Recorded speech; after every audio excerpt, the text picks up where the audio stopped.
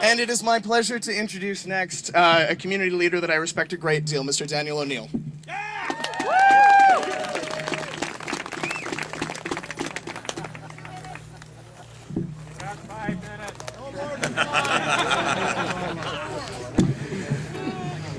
Good afternoon, ladies and gentlemen.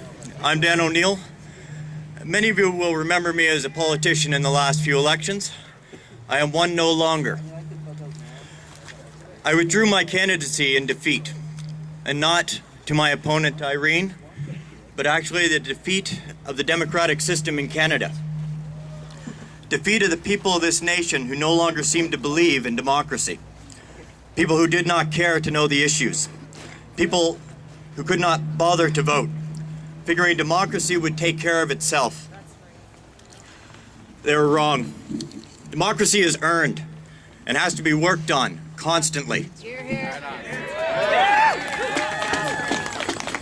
Anyone who tells you that democracy doesn't need their input, for every person that says that democracy doesn't need them, we all lose some of it. About a month ago, I read an article where Stephen Harper was saying he was considering proroguing the government again. The first time a year ago was a blatant attempt to hold on to power in the face of opposition, and it worked. It worked because the Prime Minister went on national TV, looked into the eye of every citizen watching his national address, and lied. He told us that the coalition of other parties was undemocratic, illegally trying to seize the government, and insinuated that they were traitors.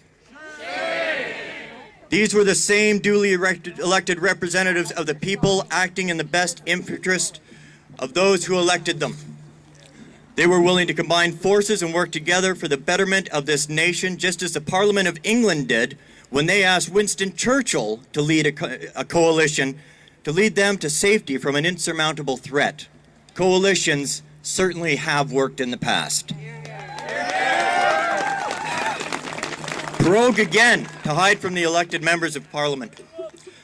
I created a Facebook site called Tell the Governor General No to Proroguing Parliament, and provided the address and the email of the Governor General so that others who felt as I did could express their outrage at this suggestion.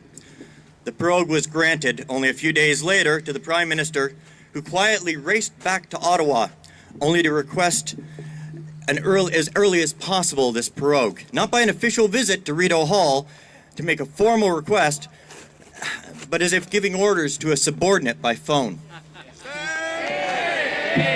If he was just going to call her, why didn't he do it from Ottawa? Was he just trying to save the long distance charges? I mean, he was in Calgary. It's a phone call.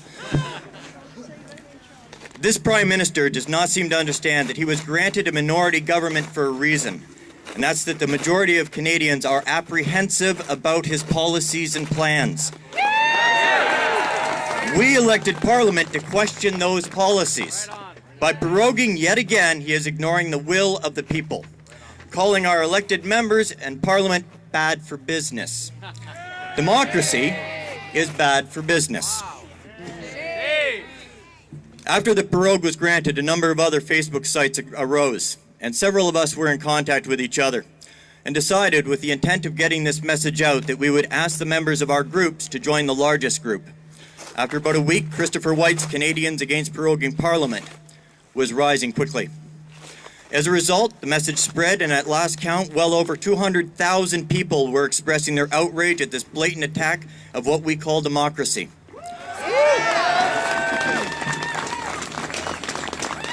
And during those few days, something wonderful happened. This.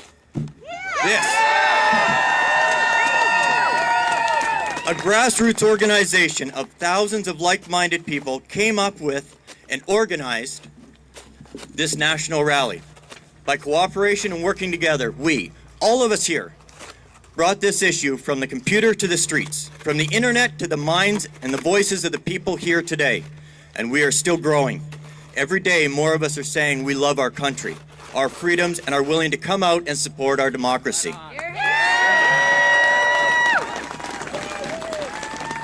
Now, some people have called me a patriot, and at least one has labeled us as chittering elitists. But I have a better word to describe us. Us. People who believe in democracy. People that believe in working together through compromise and consideration to achieve a just society for us all. I prefer to call us Canadians. Because that's what we are. We didn't come here as liberals or the NDP or the Greens or even the Conservatives. We didn't come here as men or women, gay or straight. We came here as Canadians. Canadians with a message to those MPs that we elected to work for us. And that message is, get back to work. Come on, everybody. Get back to work. Let's back to work. Okay. Back to work. Okay, people, we want to make sure that Ed Holder, the Conservative MP in London West, can hear us, and Stephen Harper can hear us in his living room. So one more time. Get back to work. Or we'll put someone in office who will work.